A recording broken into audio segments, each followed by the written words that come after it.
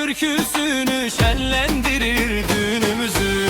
Muhammed Gürbüz meydana çıkar, davul sesi yürek yakar. Kadim çeker halayın başını, coşturur herkesin içini. Halaya gel, halaya gel, bu gece dönsün eller el ele. Halaya gel, halaya gel, şenlik olsun köyde mahallede. Halaya gel, halaya gel, bu gece dönsün eller el ele. Halaya gel, halaya gel, şenlik olsun köyde mahallede.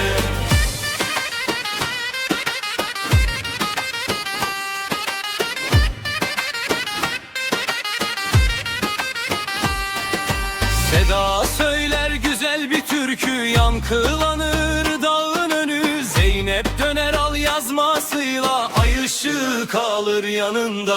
Birlik olsun, dostluk olsun, gülen yüzler hiç solmasın. Bu geceyi unutmayalım, hep beraber oynayalım.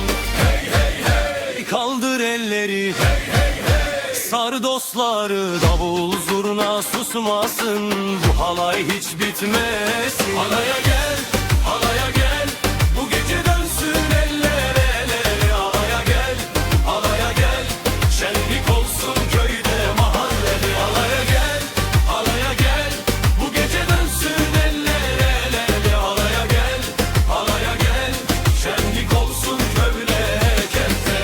Esma burada, Samet burada, Muhammedler meydanda.